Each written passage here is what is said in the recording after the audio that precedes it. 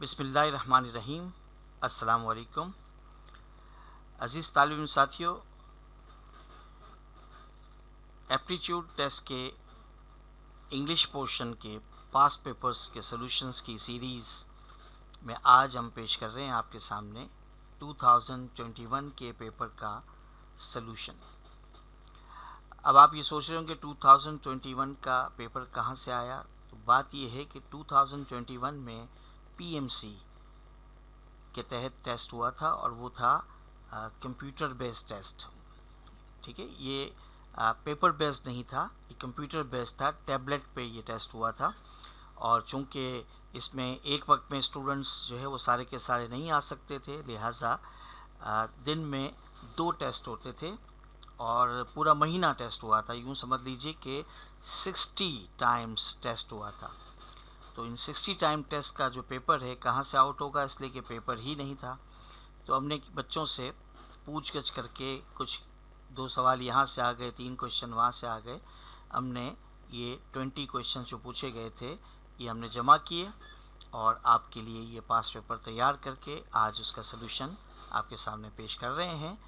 अगर आपने हमारे YouTube चैनल एक्सीलेंस ऑनलाइन को अभी तक सब्सक्राइब नहीं किया तो प्लीज़ सब्सक्राइब कर लें और बेल आइकन को प्रेस करें ताकि आपके पास बर वक्त नोटिफिकेशंस मिल सकें। अब स्टार्ट करते हैं हम क्वेश्चन नंबर 1 से।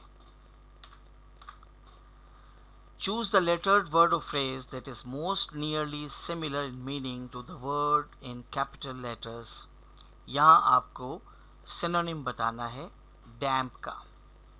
आप सब जानते हैं डैम्प का सिनोनिम होता है मॉइस्ट।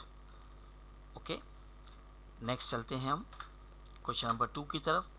अगेन आपको सिनोनिम चाहिए स्टैमिना का। वेरी सिंपल, स्टैमिना का सिनोनिम है विगर। Vigour means energy. आपने अक्सर देखा होगा कि कफ के सिरप पर लिखा होता है कि before taking the syrup shake the बोतल विगरसली, यानी विद एनर्जी। क्वेश्चन नंबर 3 की तरफ चलते हैं। यहाँ आपको क्या बताना है? Choose the lettered word or phrase that is most nearly opposite in the meaning to the word in capital letter। opposite means antonym चाहिए। पग्नेशियस, आपने पिछले पास पेपर से सीखा होगा, ये आ चुका है वर्ड, लेकिन वहाँ सिनोनिम आया था। पग्नेशियस का मतलब होता है बेलिकॉस, यानी कि कॉम्बैटिव, यानी कि लड़ाका, जंगजू, ready to fight every time. तो इसका ऑपोजिट है डोसाइल। डोसाइल एक ऐसा शख्स होता है जिसे आप कितना भी इमोशनल करें वो कभी झगड़ा नहीं करेगा, यानी कि अच्छा इंसान की ये खूबी है। Question number 4, sluggish. यहाँ भी आपको इसका एंटोनिम चाहिए। आपको पता है स्लगिश सुस्त को कहते हैं। अगर सिनोनिम होता तो स्लीपी होता। यहाँ इसका एंटोनिम होगा लाइवली, यानी कि एक्टिव। क्वेश्चन नंबर 5 की तरफ चलते हैं। क्वेश्चन नंबर 5 एंड 6 में ये 2 क्वेश्चन हैं। ठीक है, each sentence you will see 5 given choices A, B, C, D, E।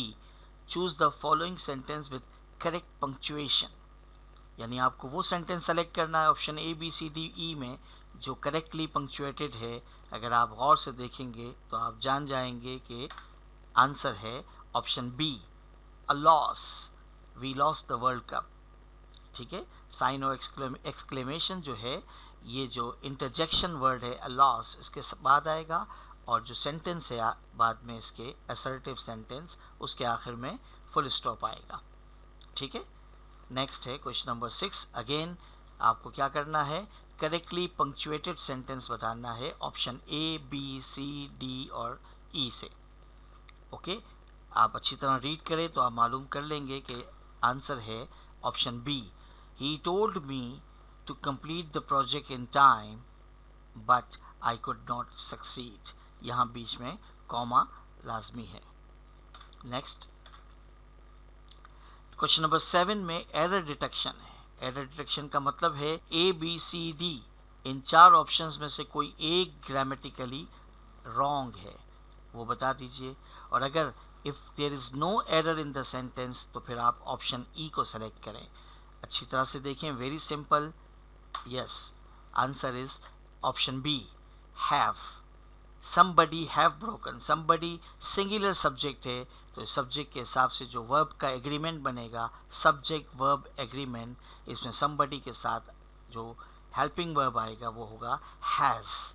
Okay, इसलिए कि somebody सिंगुलर है, so have is wrong. Question number 8 की तरफ चलते हैं। अगेन एरर डिटेक्शन है। ए बी सी डी में से कोई एक ऑप्शन रॉन्ग है। अगर कोई एक भी गलती नहीं है तो फिर ई को सेलेक्ट कीजिए। The soldiers refuse to obey his officers. देखिए कहाँ मिस्टेक है।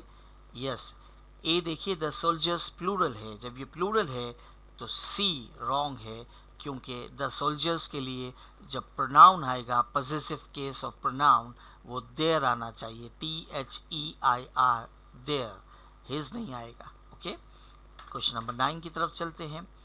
9 में क्या करना है भाई, 9 एंड 10 में आपको क्या करना है, beneath each sentence you will see 5 given choices A, B, C, D, E, direct or indirect speeches. By changing the direct speech into indirect speech or vice versa, you have to write the alphabet of the correct alternative on your answer sheet. यानी आपको एक sentence दिया गया है, या तो direct है या इनडायरेक्ट है, आपको उसका नरेशन चेंज करना है ए बी सी डी ई में। तो मेन सेंटेंस देखिए, he wished that he might catch that train that day.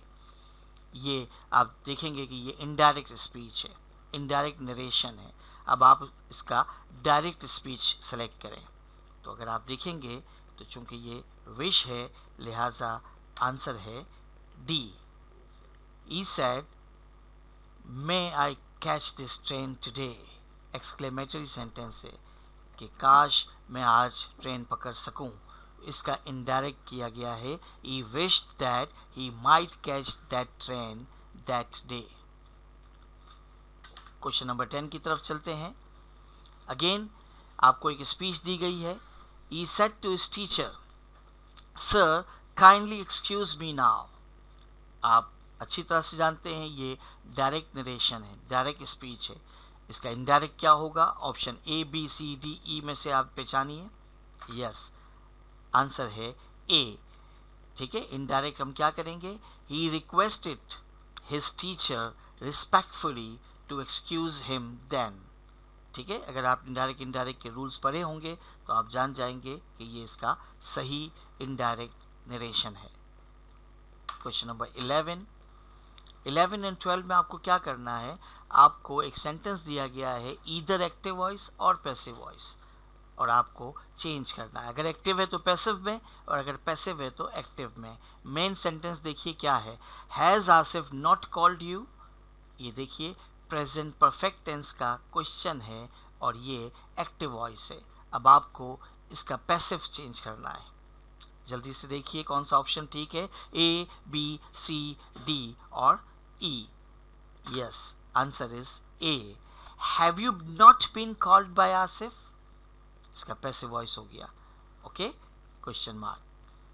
Question number 12 देखिए, यहाँ भी सेम है, सेंटेंस है, I shall not face this difficulty. Again आप पहचान जाएंगे कि ये एक्टिव वॉइस है और ये फ्यूचर इंडेफिनिट टेंस का नेगेटिव है। आप इसका पैसिव बनाइए। ऑप्शन देखिए, A B C D and E. Yes, अगर आपने एक्टिव पैसिव अच्छा पढ़ा हुआ है आप जान जाएंगे कि आंसर है E, option E. This difficulty will not be faced by me, future indefinite का पैसिव वॉइस। चलते हैं क्वेश्चन नंबर 13 की तरफ। 13 और 14 में आपको क्या करना है, आपको एक सेंटेंस दिया गया है जिसमें किसी एक वर्ड के नीचे अंडरलाइन है। उस अंडरलाइन वर्ड का मीनिंग बताना है, जिसके लिए आपके पास 5 ऑप्शन है। I read the sentence. Anxiety is a reaction caused by fear of a situation that is felt to be threatening or perilous. यहाँ आपको perilous का सिनोनिम चाहिए या उसका मीनिंग चाहिए, A B C D E। Yes, sentence की nature से यहाँ पहचानना ज़्यादा आसान है। सिर्फ एक वर्ड दिया होता है, इसका सिनोनिम बताना बाज़-औक़ात आसान नहीं होता, लेकिन सेंटेंस में किसी वर्ड के बारे में मीनिंग को गैस करना ज़्यादा आसान होता है। Yes, answer is dangerous, D, dangerous. Question number 14, again same question. The nocturnal habits and mournful cries of owls have made them objects of superstition for some people. अब यहाँ आपको mournful का मीनिंग चाहिए, ठीक है, बहुत ही आसान है, आपको पता है mournful का मतलब होता है सोगवार, अफसुर्दा। यस, मीनिंग क्या होगा? sorrowful. D is the right answer. Question number 15 की तरफ चलते हैं। क्या करना है आपने, देखिए, आप सबसे पहले इंस्ट्रक्शन पढ़ें। Beneath each sentence you will see 5 given choices A, B, C, D and E. Which is closest in meaning to the sentence given first? यानी आपको एक सेंटेंस गिवन है, अब उस सेंटेंस को क्लियर करने के लिए इसका क्लियर मीनिंग बताया गया है 5 ऑप्शंस में। आपको बताना है कि कौन सा ऑप्शन उस गिवन सेंटेंस का क्लियर समरी है। Let me read the sentence. Sam is a professor of theoretical physics while his brothers are architects with outstanding reputations. अब आपको ये सेंटेंस के जो समरी है, मीनिंग्स हैं, ये अंडरस्टैंड करके देखना है कि ए, बी, सी, डी, ई 5 ऑप्शन में से कौन सा सेंटेंस ज़्यादा क्लियरली एक्सप्लेन करता है। So answer will be yes, D. Sam is a professor of theoretical physics and his brothers are architects with outstanding reputations. इसके अलावा अगर आप बाकी 4 ऑप्शंस देखेंगे तो इतना क्लियर मीनिंग नहीं है जो मेन सेंटेंस में है। 16 में क्या करना है? 16 से लेकर 20 तक आपको ब्लैंक्स को करेक्ट ऑप्शन से फिल करना है। अगर एक ब्लैंक है तो एक फिल करना है, 2 ब्लैंक है तो 2 फिल करने हैं। क्वेश्चन है, he jumped dash the water to get rid dash the fires. Very simple, आपको पता है कि जब एक्शन के साथ आप किसी चीज़ में जंप करते हैं, यानी जिसमें एक्शन शामिल होता है, तो वहाँ इन के बजाय हम इनटू कर देते हैं, ठीक है ना। अगर स्टैटिक होगा तो इन होगा, यानी एक आदमी पहले से ही किसी स्विमिंग पूल में मौजूद है तो इन द पूल होगा, लेकिन अगर वो डायनामिक तरीके से जंप करके जा रहा है तो फिर इनटू हो जाएगा। Okay, so he jumped into the water to get rid of the fires. Get rid of एक फ्रेज है, किसी चीज़ से छुटकारा पाना, सो यहाँ option C is the right answer. Question number 17 की तरफ चलते हैं।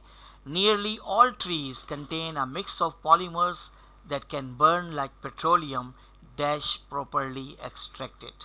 तो अगर आप अच्छी तरह से सारे वर्ड्स को, ऑप्शंस को रखेंगे, आप जान जाएंगे कि सबसे बेस्ट ऑप्शन यहाँ क्या है जो इसको क्लियर बनाता है मीनिंग को, वो है if properly extracted. Question number 18, the lawyer dash for leniency on his clients behalf. यानी जो वकील है उसने अपने क्लाइंट के बिहाफ पे लीनियंसी की जो है वो दरख्वास्त की है कि उसके साथ रियायत बरती जाए, उसके साथ रहम किया जाए। तो यहाँ क्या होना चाहिए? Option A, B, C, D या ई। कानूनी ज़बान में इसको कहते हैं प्लीडेड, जिसका मतलब है अपील्ड। अपील करने का दूसरा सिनोनिम है प्लीड करना, pleaded. Question number 19, they seemed to dash with health after they return from the holiday camp. जब वो हॉलीडे कैंप से वापस आए छुट्टियाँ मनाकर, तो वो seemed to dash with health. अब क्या आएगा? यानी वो शानदार हेल्थ में थे, तो अंग्रेज़ी में यहाँ क्या कहेंगे? यहाँ वर्ड आएगा C, sparkle. They seemed to sparkle with health. Okay, तो ये इस्तेमाल होता है इंग्लिश में। नेक्स्ट क्वेश्चन नंबर 20 की तरफ चलते हैं। नो लिविंग बीइंग, यानी कोई जानदार इंसान मुराद है। No living being is dash, we all make mistakes. ठीक है, तो जरा देखिए, बहुत ही आसान है। Answer is B, infallible. Infallible कहते हैं उस आदमी को जिसको कभी कोई नाकामी ना देखनी पड़े, जो कभी फेल ना होता हो। और आपको पता है दुनिया में कोई ऐसा आदमी नहीं है जो कभी फेल ना होता हो।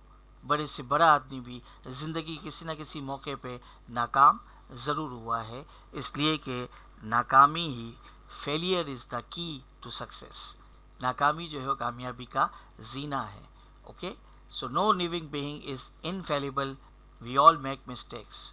ये थे 20 क्वेश्चंस और इनके आंसर्स। हमें यकीन है कि आपको ये पसंद आए होंगे और आपने इसमें कुछ ना कुछ लर्न किया होगा। अगर आपको ये वीडियोस पसंद आती हैं तो ज़रूर कमेंट किया करें। आपके कमेंट से, आपके लाइक से हमें हौसला मिलता है और फिर हम आपके लिए ज़्यादा से ज़्यादा नई से नई वीडियोस ला सकते हैं। Thank you very much. Good bye and good luck.